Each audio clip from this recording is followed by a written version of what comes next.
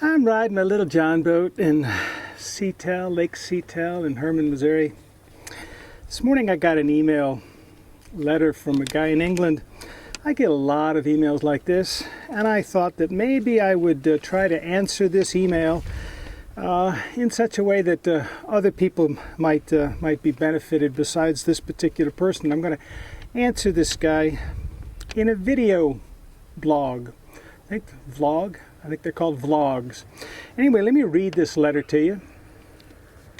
It's from England.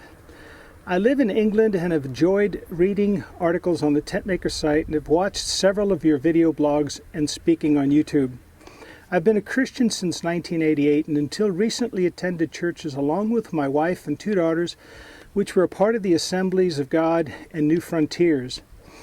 I've got into trouble with leaders, fellow believers, family, and even my own wife because I have, after very much deep study of scriptures and reading, come to believe in universal salvation. In fact, I feel very much out on a limb because I can't seem to get anyone to see where I'm coming from.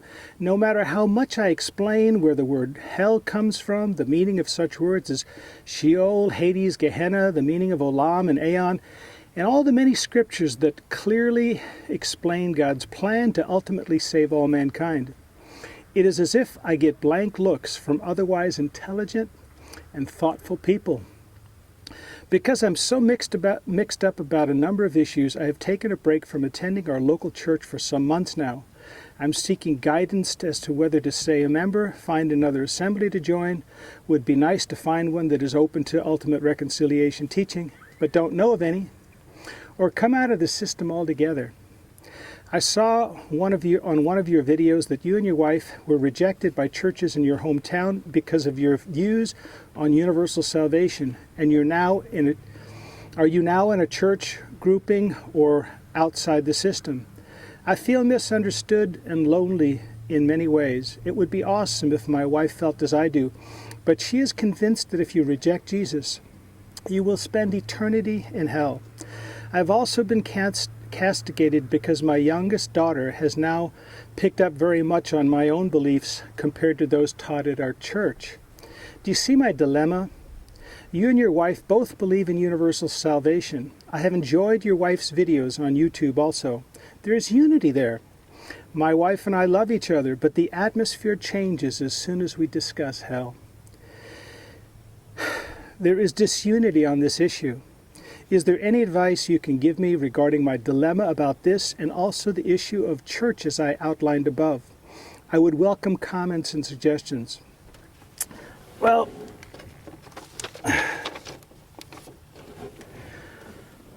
I get emails by the score on that subject. What do I do now that I believe in the victorious gospel? I believe that God is able and wants to and will save all mankind. And my church members and even my family, even my wife, can't see this wonderful good news. And what's even worse is it's not good news to them. They think that we're deceived. They think that we're going to go to the hell we don't believe in. And what's worse is they think that by opening our mouth and teaching these things, they think that we're leading people to this place of eternal damnation. It's a lonely spot. I've been there. I've been a Christian for 25 years, and when I got saved, when I met Jesus Christ, I had one of these Pauline conversions, a radical conversion. And God filled my heart with this love for all mankind. God showed me very plainly that He was going to save all mankind at the beginning of my conversion. And I began to preach that message. And you know what? The highways and the byways were full of people who rejoiced that God is able to do what they can't do themselves. Those at the bottom of the sin pile, they rejoiced that there was a God who could do what they could not do for themselves. But when I brought that same message of universal salvation, that it's not up to us to be saved, Jesus did it on the cross. Now just rejoice in that fact. Believe that God loves you enough to pull you out of your own pit, out of your own mire. That message of such good news is such terrible news to religious folks, to church folks, to people who trust in their own righteousness. They trust in their own works, but they can't see it. And they don't have faith to believe that Jesus on the cross, His power, His resurrection life went beyond the grave, that Jesus is Lord of the dead and the living, that He holds the keys to death and hell, and that forgiveness and mercy does not end when your heart stops beating. You see, that's the big one. The big one is that they believe, and they've been taught, at the grave after this comes the judgment, and they think that judgment is, if you don't know Jesus, it's eternal damnation. It's eternal separation from God. And yet mercy triumphs over judgment. Mercy triumphs over judgment according to James in James 2:13. Mercy will exalt over judgment. Judgment is not the end of the story.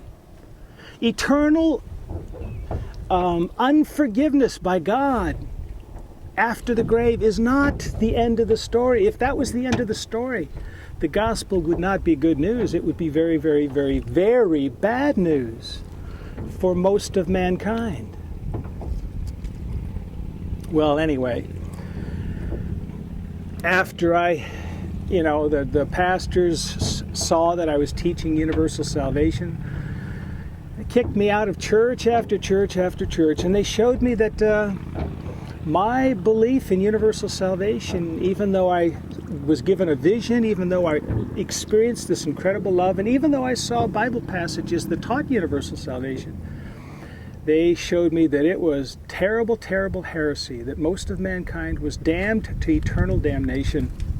And they used the King James Bible and the NIV and the New American Standard, leading Bible translations that had the word hell in it, and had the phrase eternal punishment and eternal everlasting destruction, and parables about people being in torment, and scriptures about the lake of fire. They showed me all these things, and because I was a babe, I didn't know Greek and Hebrew, didn't know church history, didn't know what the early church fathers taught.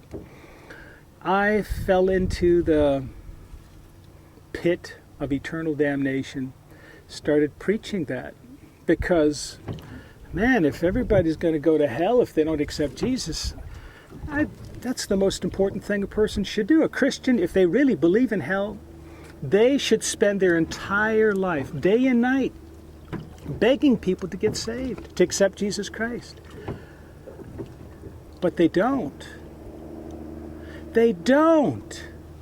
I've been in hundreds of churches, and people don't share the gospel. They hire professional hitmen like Billy Graham and Benny Hinn and TV preachers, TV evangelists to save souls. They can't do it themselves. You know why they can't go out there and preach the gospel?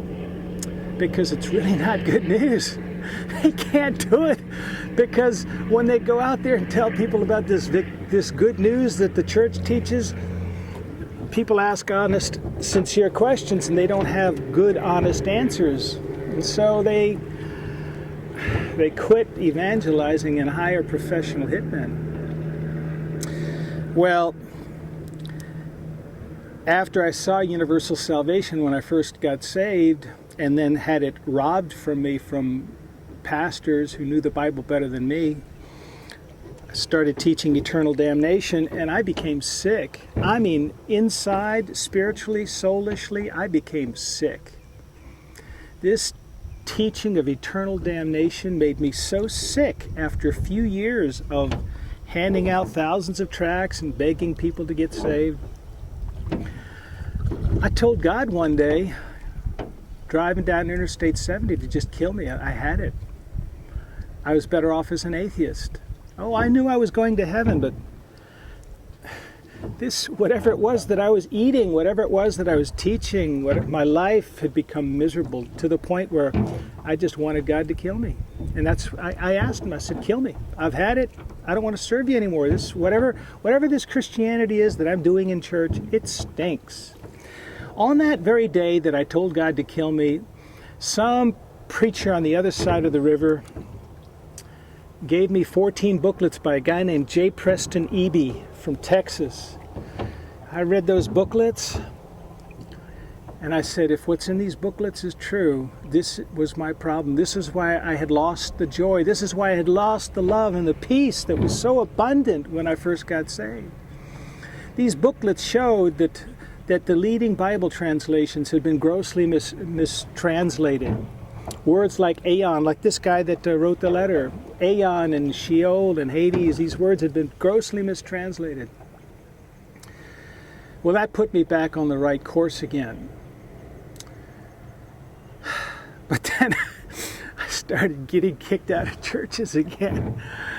This victorious gospel, let me tell you, religious people, prideful people, people who trust in themselves and their denomination and their pastor, people who don't have the love of God shed abroad in their heart, who are relying on something other than the finished work of the cross, they come through pride to hate the good news.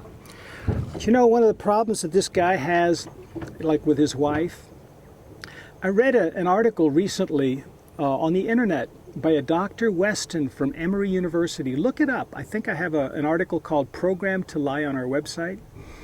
You know, people are actually physically hardwired to believe lies, that our brain, connected to our five senses, when it comes to important issues like politics and religion, we're not susceptible to the truth. We're susceptible to what we've been programmed to believe in the first place. When it comes to analyzing and studying, this subject of hell, it's not the rational and logical part of the brain that activates, it's the fear-based part of the brain. It's the self-protective part of the brain that's engaged. So this guy who's trying to share with his wife and trying to share with the members of the congregation and use logic and rational thought to discuss these words that have been mistranslated, they can't get into these people's minds because the lie has crowded out any room and any tolerance from truth. So those of you who have come into this message of universal salvation, understand that the father of lies has crowded out room for unconditional love and has crowded out room for truth. Scripture says, perfect love casts out fear. Religion is built on fear. Religion thrives on fear, whether it's Judaism, Christianity, Islam, Buddhism, Hinduism, Jansenism, Shintoism. I don't care what it is. Religion thrives on fear. So those who are religious are fear-filled. There's no room in a fear-filled heart for unconditional love. Best thing you can do for people who are filled with fear is to love them and to pray for them.